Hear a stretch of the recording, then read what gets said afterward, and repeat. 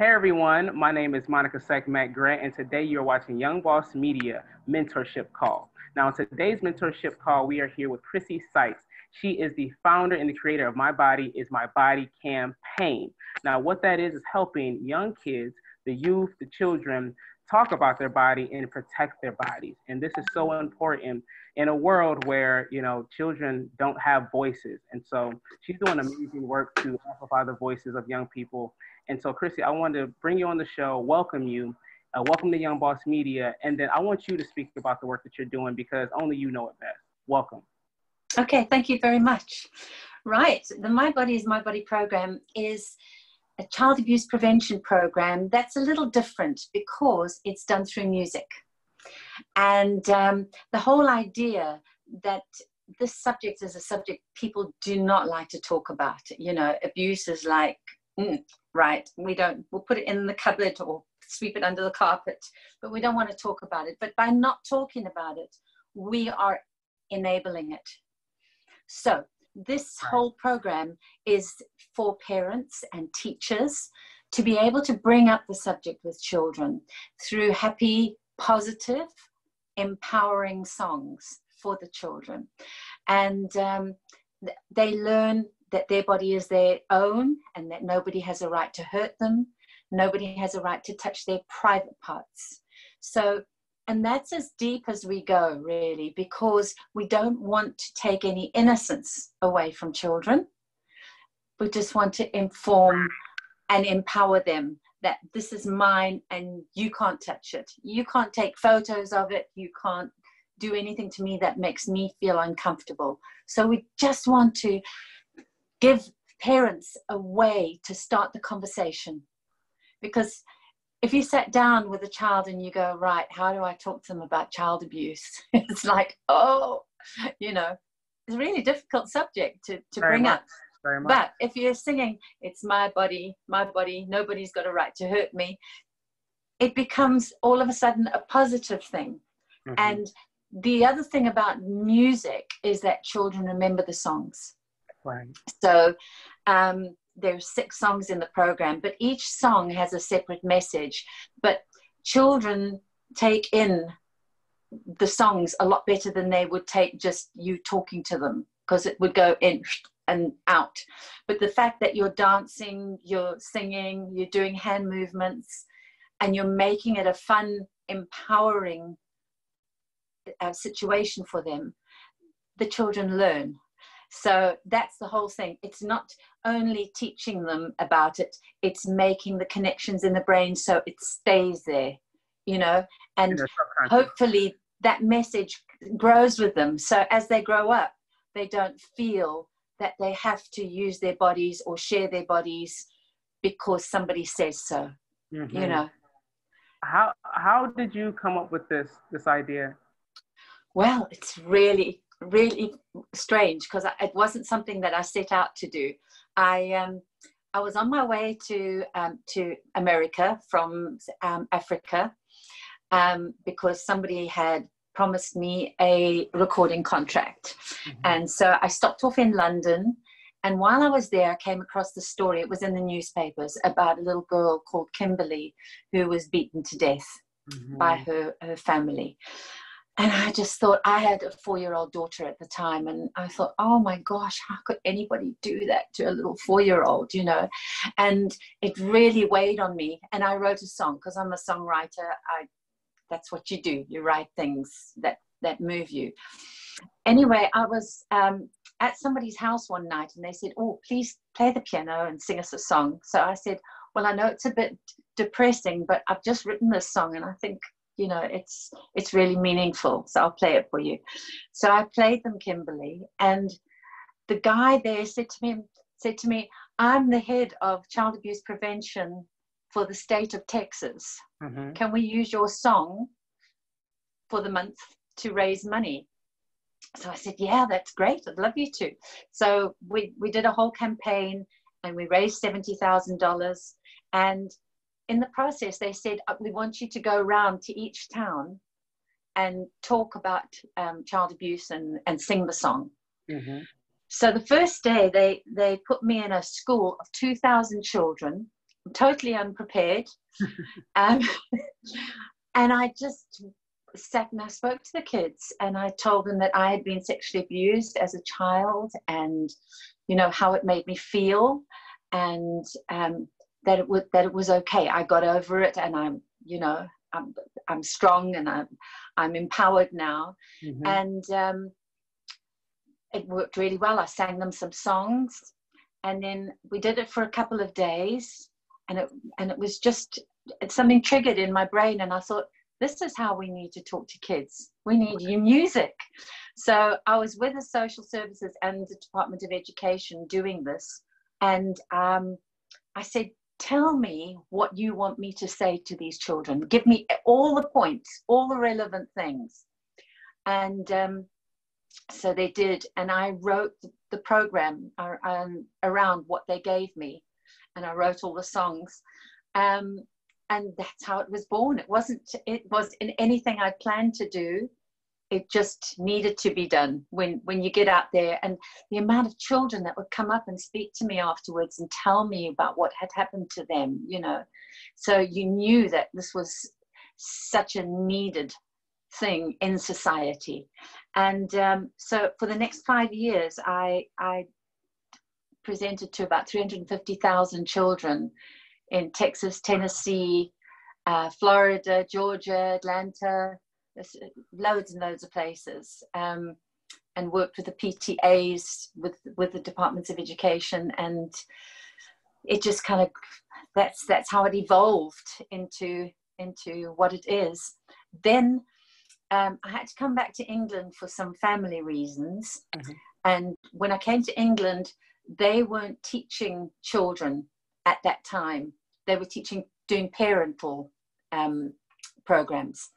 So I had to do something else for a while. But when I did have some time, I thought, oh, I know a way to get this out. I will learn how to animate, and I will put the songs in animations. Mm-hmm. So it took me about 4 years to get there.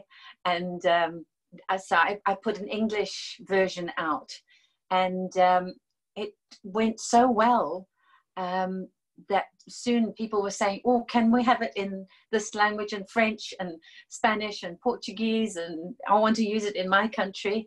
And now it's been translated into 9 languages. I mean, into 19 languages. Mm-hmm. And we've got it sung in nearly 10 languages. So yeah, it's growing. There's ambassadors all around the world. I've got over 200 ambassadors, and it's been used in over 40 countries. So that's amazing. Now you're doing God's work, you know, and it came to you, and so that's how you know it's real. That's amazing.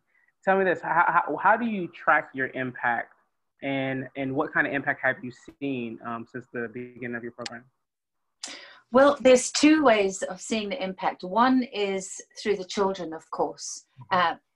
All the ambassadors send me videos. I don't know what, you know, hundreds of videos of the kids learning the songs, and feedback from parents that they've enjoyed the program, that they've enjoyed what we've taught the children. As I say we, because it's not me, it's me and the volunteers out there that take the program, learn it, and take it into the schools, you know. So they are amazing. And the other thing is that I've got so many volunteers that are now interested in child abuse prevention and working on their own things, doing Zoom meetings and all sorts of things to empower their communities. Because what I've said to them, it's no good teaching the children if we don't teach the communities. Mm-hmm. If you just teach the children to say no and go and tell someone, and they go and tell, and this person isn't receptive to the child, we're doing just as much damage to that child anyway. Yeah. So it's got to be a thing where we include parents, teachers, other members of the community, and the children. That's so real. It's all got to be done together. So wow. Yeah, that's amazing. That's amazing. What are the numbers? Because I've had my experience as well that I've spoke about on other programs. Mm-hmm. What are the numbers of child abuse? Like, because it goes so unreported, you know, and you don't find out about, you know, rape or molestation until years later. Like it's horrific. Yeah.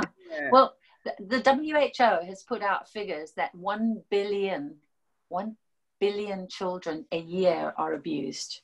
A year. So this is through sexual abuse, physical abuse, emotional abuse, and war-torn areas as well, because those children go through terrible abuse, you know, through either through the other soldiers or in the camps.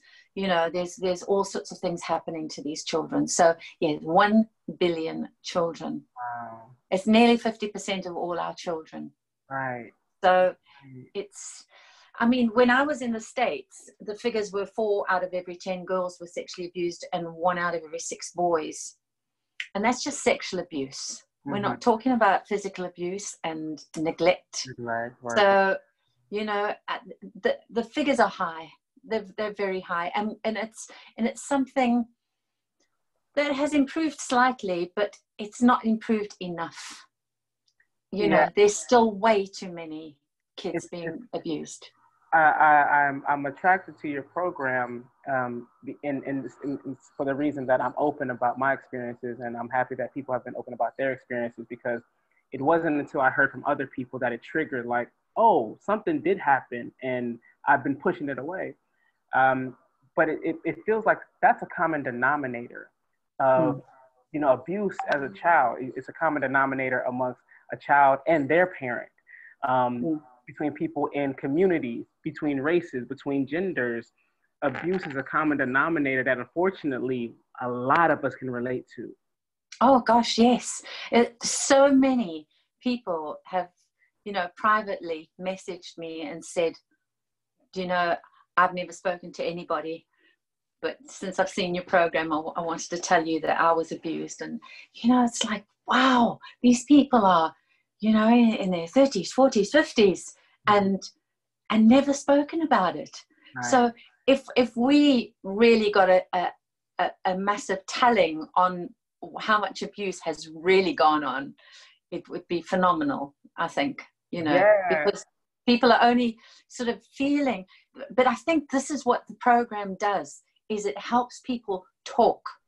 And just by talking and sharing our experiences, you know, I mean, I grew up not knowing that it happened to anyone else. You just think that it happened to you, and you obviously did something wrong for it to happen to you. And if you told your mom and dad, they would not like you, or, you know, or hit you or whatever, you know, you're just afraid. So we've got to get that over to children, that they can talk about it. And we've got to tell parents that they've got to listen. You know, you have to listen to the children, and don't go, oh, well, I know that's Uncle so-and-so or Auntie so-and-so. They'd never do anything like that, you know. You have to listen to the child.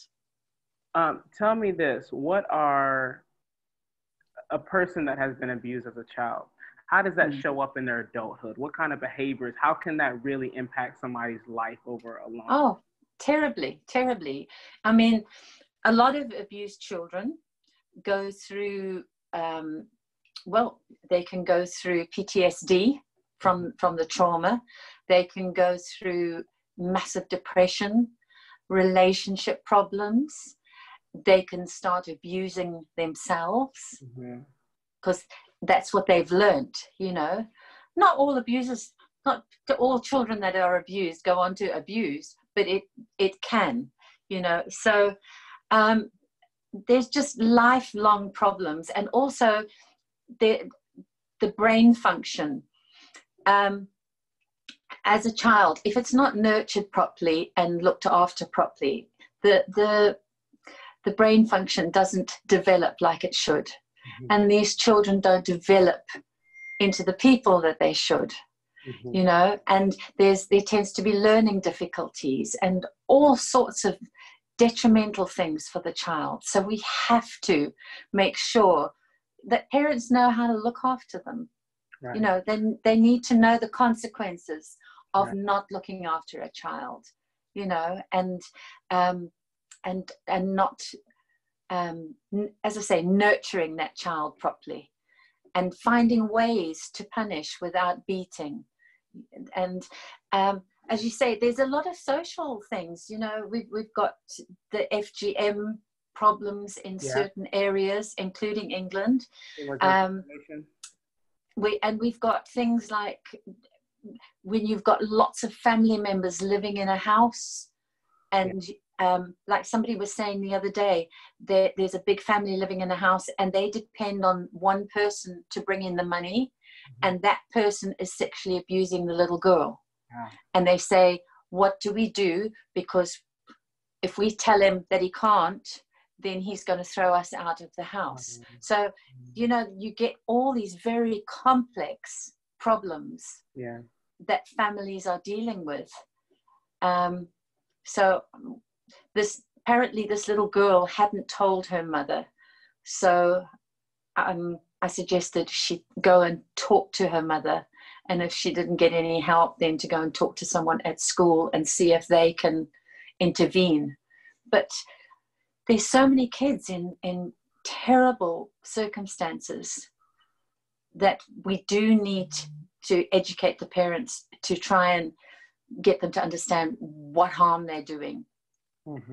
And governments as well. We need them to understand what harm abuse is doing, because the society is not developing as well as it should, because the children aren't developing the way that they should. So there's so many repercussions to child abuse that and if you take nearly 50% of our children in the world are being abused, that's a lot of wonderful inspiration and talent that we're missing out on.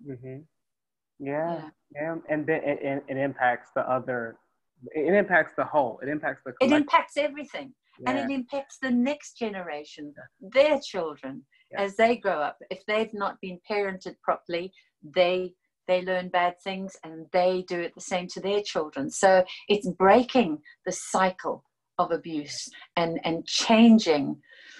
But sometimes I despair, because I think, you know, that we're all talking about the world. You know, we need to look after the world, but we can't look after our children.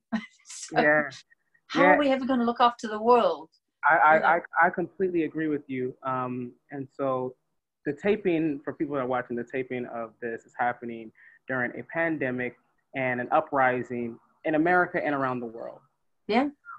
And people come to me and they ask me, Monica, what should we do? And they're looking for like some tactical response to a protest, or what should we do about police brutality, or what should we do about a lot of social things. And the answer that I always go back to is, you got to deal with your own problems. You have to deal with who do you need to forgive? Who is that person in the mirror? Your self-love, your self-esteem. You have to go through your own closet and really deal with the things that are in your life that you've been running away from. Because that's what creates the community. You cannot build the community on quicksand, you know? And good foundations. You have to have good foundations, and you have to be the pillar in your community. And so an only way to do that is to really address, hey, this happened to me as a child and I have never even spoken about it. I need to get that off my plate. I need to deal with that. I need to deal with my relationship with my parents, or my lover, my partner, my sexuality, my identity, my income status, race, everything, you know? That, and nobody wants to hear that. People are like, that doesn't help me. That's because it's real work. Give me a quick fix. I want a quick fix. But the real work is you. And it's nonstop. There's constantly like that onion that you're just pulling off layers, you know? And so that, like, so that's why I asked you that question, because it's huge, you know? And it doesn't just affect the person that was abused, but if you're the sibling that knows that your sibling's being abused, but you can't protect them, or you couldn't do anything, you're still impacted, you know? Your voice. Absolutely. And mothers that watch their children be abused by the fathers, but they're so scared of them getting beaten up. You know, I mean, there's so many terrible situations that people are in, and I really, you know, my heart bleeds for them, because it's you know, they need help, and we need more places that can help people. But my ultimate goal is that if we stop abuse before it starts by teaching children and empowering them and saying, I will tell on you, you know, and don't threaten me, and, you know, because I will tell, you know. And so that when I was in Nashville, I went to the prison in Nashville, and I spoke to a whole group.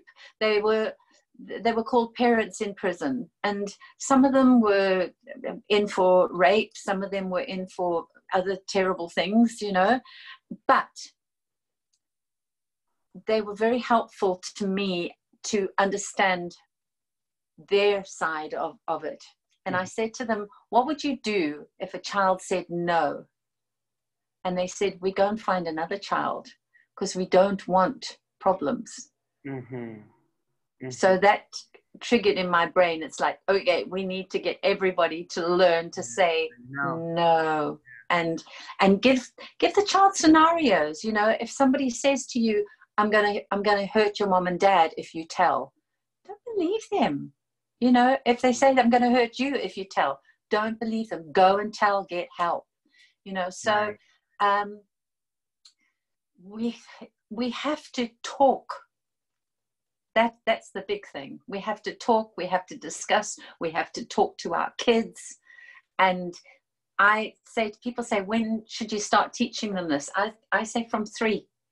As soon as they know they've got private parts, they can understand that, you can start teaching them. They are old enough to know, don't do that.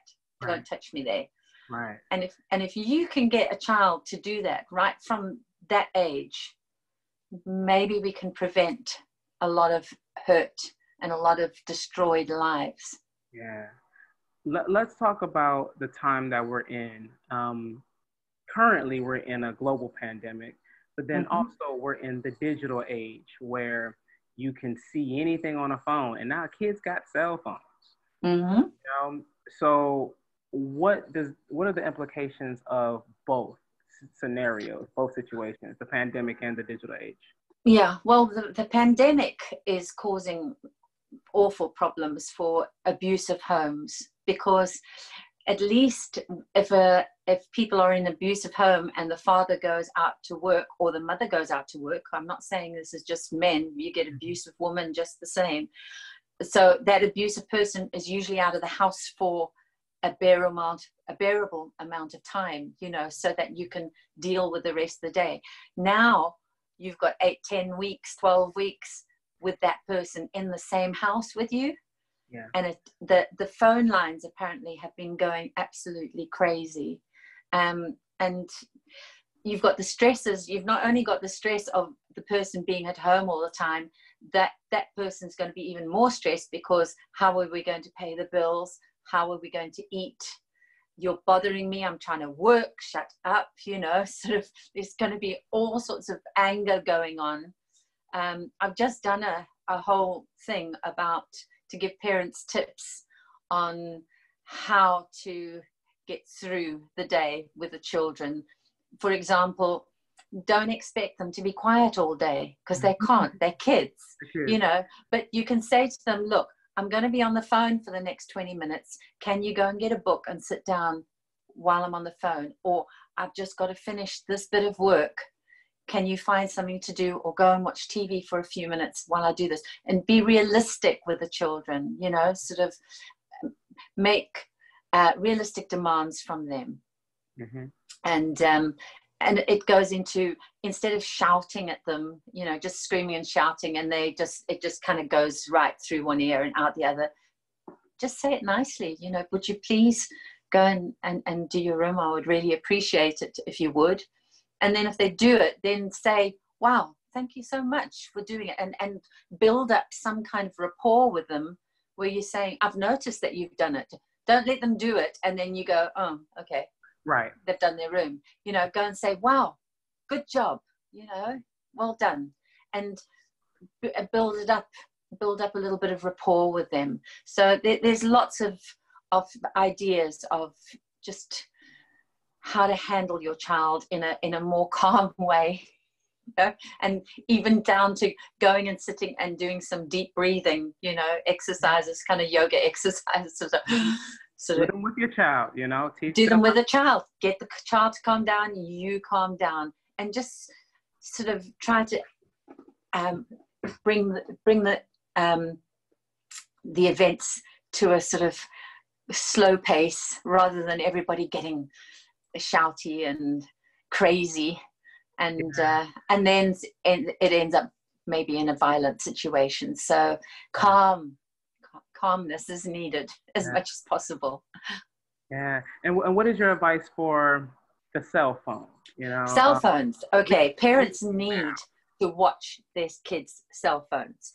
They need to put all the parental logs on, so that they know where they're going and that they can't get onto certain sites. They also need to watch, there's so much stuff for parents on the internet, so that when new things come out, new apps come out, they can check them to see if they're safe. Mm-hmm. So have a look. And if something is not safe, don't let your child download it. Sort of be very aware of what your child has got on their phone. Mm-hmm. And then there's the thing of, I've also done a little video on this, about not giving your name out, not telling somebody where you live. This is for the little ones. Not giving away your passwords, mm-hmm. not letting somebody take pictures of you. So again, it's talking to them and saying that there are dangers. And what I say to teenagers, because we all know teenagers are on their phones all the time, and they love to take photos of themselves, and can be pushed into maybe a little bit of a difficult situation, whereas I just push that blouse down a little bit more, and, sort of they end up giving somebody a photo that they shouldn't have. Mm-hmm. I always say to them, remember, whatever photo you do and give to somebody will be out there forever. Yeah. So make sure that it's a photo that you're not going to be ashamed of in 10 years' time or 5 years' time. That person, no matter how much they will say, I'll never show it to anybody. If your relationship goes down the drain, we all know that people are spiteful, and they put pictures up on the internet. So it's talking to them about peer pressure, and not doing inappropriate photographs, no matter who it is. Even if it's a steady boyfriend, be careful, because steady boyfriends can go out the window. And your photos might end up on the internet for all to see. That's real. Yeah. Next question. So when we're speaking about like the community, the family, you're teaching the individuals. How do we combat organizational sex trafficking? What do we do? Because that is super real, and it's starting to come to the public, but we're seeing that it's been going on for years, and it's a billion-dollar business, and we don't know how to start, how to stop it, and where does it start, who's involved. A lot of big players involved, presidents of countries involved, and so what do we do? That is a very big question. Yeah, I'm sorry. And it's a very big problem. The people that are targeted usually are a lot of abused children, mm-hmm. a lot of neglected children. So those children, when somebody does show them some attention, will usually flock to that person, because it may be the first attention that child's ever had in its life. So these people are very clever, and they look, a lot of pedophiles look for children that are loners, that are maybe a little down, depressed, whatever. They search them out, and they find them. So again, communities come into play. Mm-hmm. We need more, like old school communities where everybody kind of knew everybody's business. Yep. And they looked out for each other's kids. I saw your kid going down there, you know, is it okay? And just phone and check. We've all got so insular. And I think that is the problem. It's like, oh, I saw that kid with somebody they shouldn't have been with, but it's not my problem. I'm not getting involved. And if we want to make our community safe, we have to stand up as people within our communities and look out for these kids, because they are out on the streets. They are playing with no supervision. They are being sort of poached on, you know, people are predators, and they are looking for these children.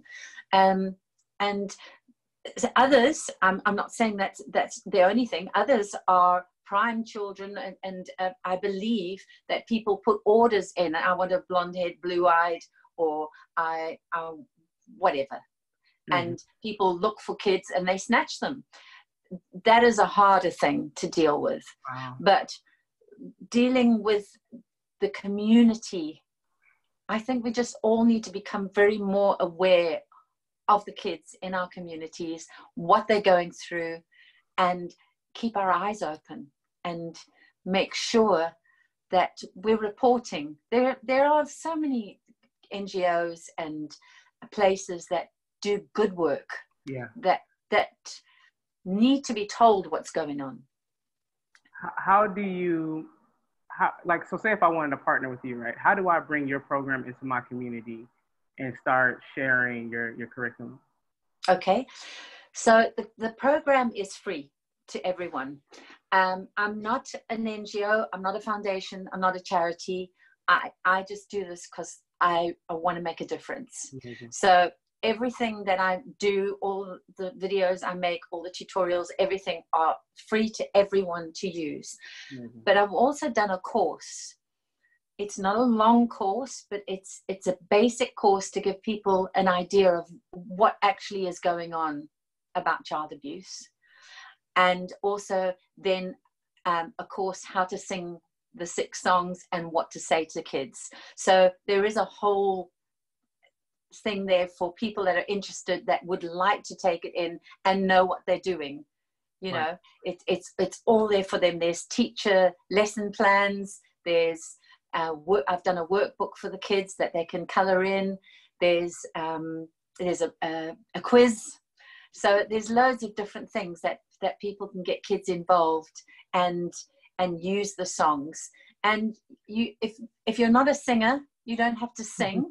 You can just let the cartoon sing for you, and then just get the kids to do the hand movements, you know. Yeah. There's a school in South Africa that they sent me this video, and they had the whole school. There was like 250 kids singing "My Body Is My Body" and they'd done a special dance for it. And it was absolutely amazing, you know. So there's lots of ideas for using the songs. We've got a rap song called "If It Don't Feel Right, Don't Do It." That's right. And the "What If" game, where you give the child different scenarios on what if this, what if that. And I say again, use what's going on in your community.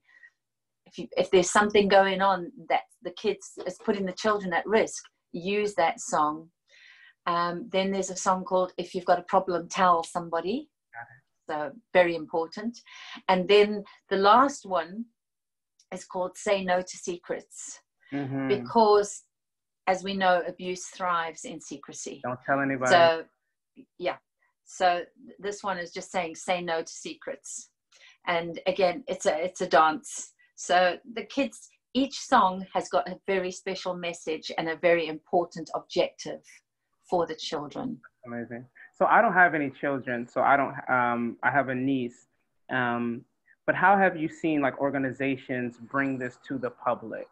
Because now like my mind is like, what does this look like? You know, are you seeing them reach out to the parents, or are they reaching out to schools? And I'm also thinking about like in this virtual world, people are. Yeah. Kids are out of school. I have my own internship program I started it once I knew that the schools were shutting down because I knew that students needed something to stay active. What have you seen really work in this space and time, just to kind of give me some ideas? During the pandemic or before? Okay. During the pandemic, because I feel like this virtual piece is going to continue on, you know. I think so as well. Yeah, we've been doing a lot of Zoom calls. I've been doing, I've just done one in Nigeria. We've done some in Nepal, in Singapore, in India. And one in America. So yes, so that's a great way. And if any organizations want me to do a Zoom meeting, I will do a whole tutorial. It takes me about an hour to do a full tutorial on the full program. So yeah, please contact me. You're welcome to do it. The website above. Again, the course as well is free. It's on the website. What else have we been doing? A lot of teachers have been speaking to their students about it. It all depends in which areas. In some areas, the NGOs are taking it out to the kids. In some areas, teachers, I mean, I've got teachers in Afghanistan, teachers in Egypt, Saudi Arabia, all over Asia, America, South, because I've got it in Spanish. So a lot of Colombia and a lot of Mexico are using it as well. So it just all depends who wants to use it.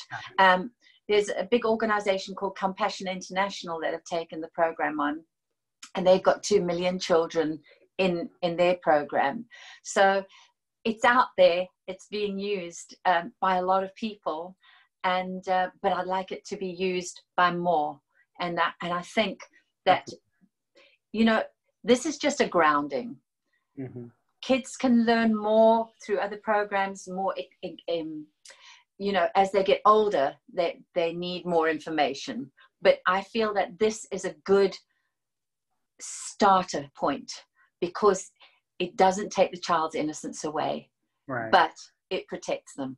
And that's what I want to do. You know, we can go into school programs later and talk about sex education, all those sort of things, which are important. But it's the kids. There's so many kids that are abused, even as babies, you know, and it just freaks my mind out to think that somebody is getting pleasure from such a little innocent child. You know, it's just horrible.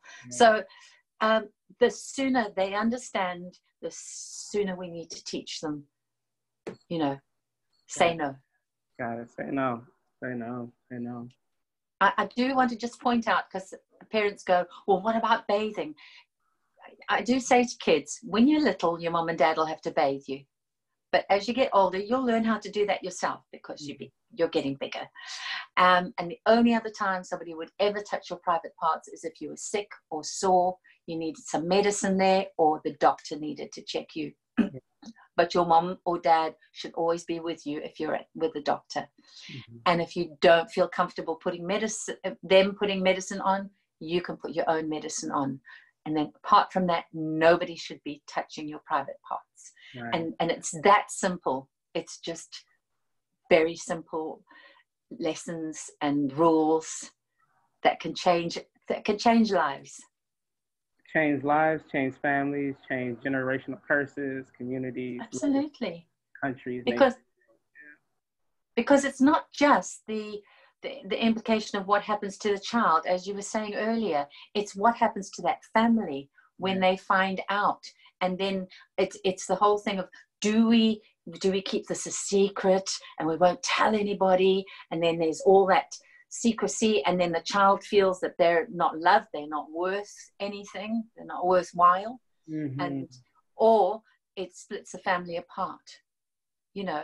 So what would you advise to a family that has experienced that? Would you suggest therapy, or what method of communication is the best for a family that has gone through that and is still not? I would suggest some professional kind of therapy, because, you know, this, as I say, there's so many implications.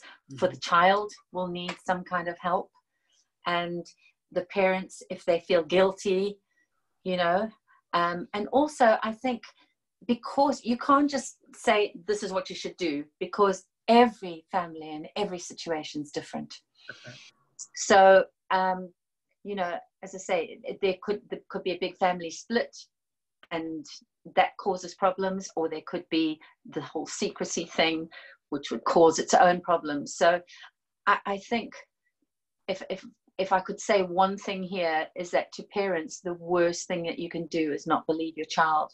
And the second worst thing you can do is don't do anything about it. You know, you have to be on your child's side. Yeah.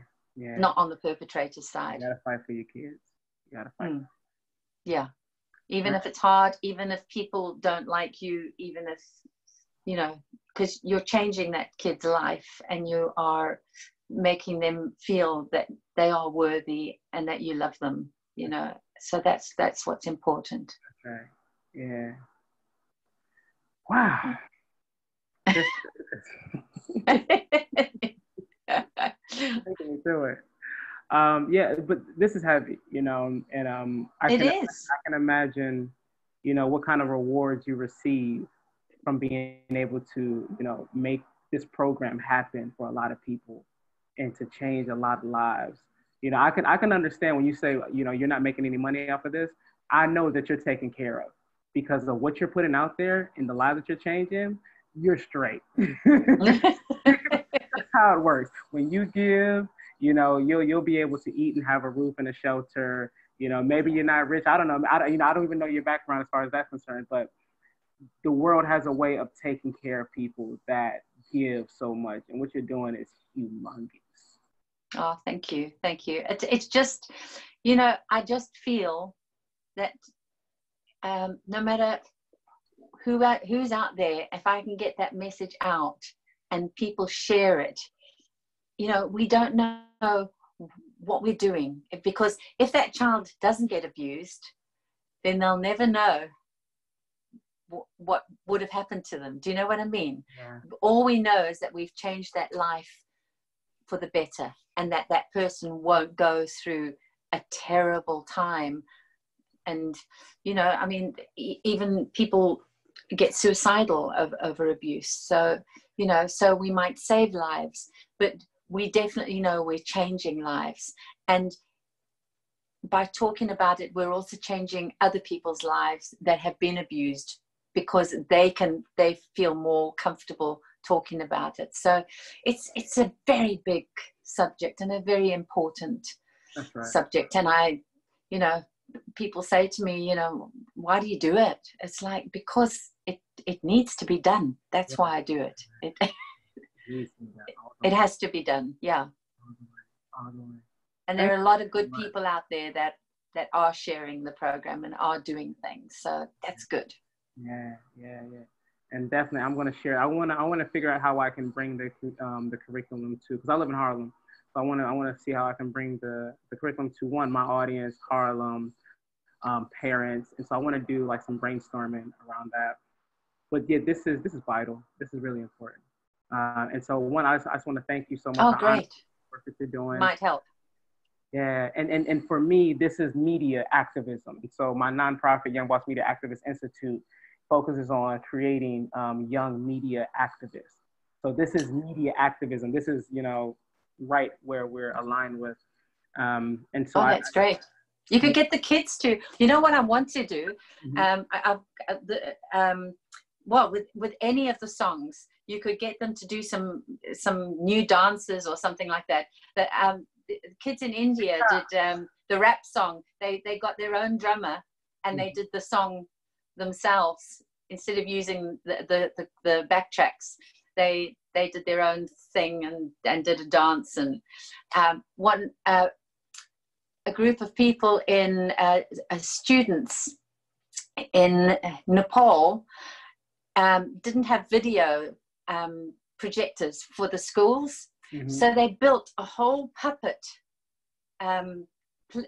theater, literally. And they did the Cynthia girl behind me. They made a Cynthia puppet, and they did the whole program with puppets. It was massive, you know, a whole like room size.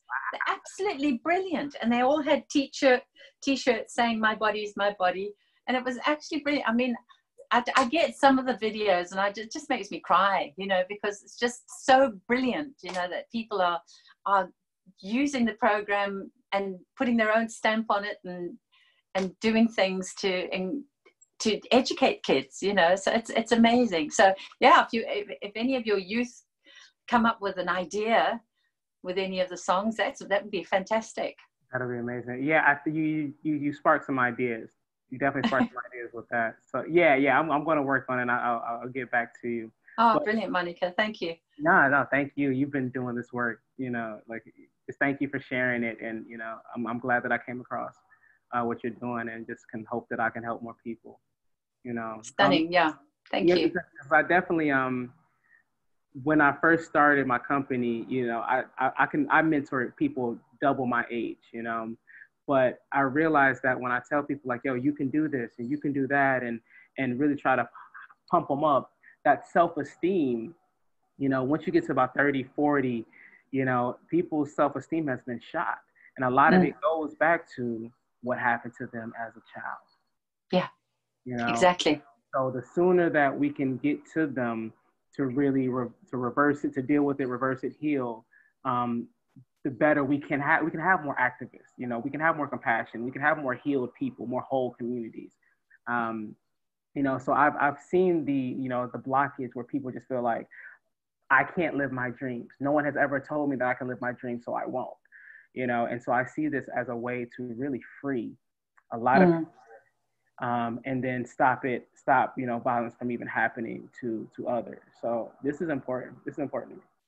Absolutely. You know, when I've just done a thing on peer pressure, and I was saying to the kids that, you know, you have to realize that you are special. You know, your body is yours, and it's the best body that you can possibly have. So you need to look after it. You need to be proud. You need to not let people push you around. You know, I think that the biggest thing is that they feel they want to fit in. So I was saying to them, don't try and fit in with other people. You become the leaders. Right. You make the mark, but you make it a good thing. You don't make it a bad thing. That's right. You know, you be a leader with good stuff, and they'll follow you. That's Young Boss. That's our motto. You be the leader. Yeah, absolutely. Good. Yeah. Chrissy, where can well, we see the website. What do you have coming up that we should know about?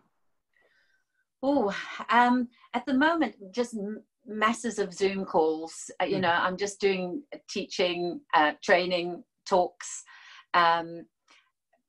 because we don't know when we're going to come out of this. So basically, a lot has been cancelled, but I'm trying to do as much as I can with this medium, and so yeah, I'm available. I'm doing a lot of different stuff around the world. I don't mind doing it anyway, as long as you give me a time to speak, and I don't mind whether it's kids, parents, teachers, whatever. I'll talk to them and explain the program. So yeah.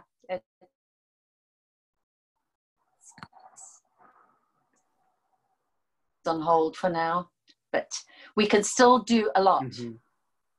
And while parents have got their children at home, this is a perfect time to do the program with them, because they've got time to speak, they've got time to answer questions. So I encourage all parents to do that. Well, thank you so much for your time, for your awareness, for the work that you've already been doing, and I'm grateful to have this conversation with you. I honor the work that you're doing. Please keep me posted on, you know, when the world does reopen, when UK does reopen, and if you have, you know, other things that we should be aware of, you know. Okay, thank you. All that, keep me on your radar, and I'll do my part. You know, this is really important. Thank you so much. It's been lovely to meet you. Absolutely, you too. So this has been another mentorship call. If you would like to reach out to Chrissy Sykes from My Body Is My Body, go to mybodyismybody.com.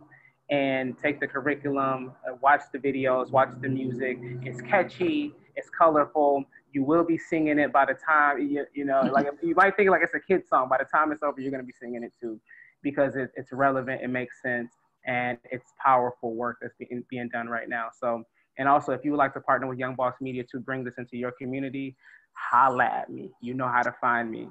So that's our time. This is Young Boss Media. This is our mentorship call. If you'd like to see more mentorship calls, go to youngbossmba.com. Thank you so much and see you next time. Peace.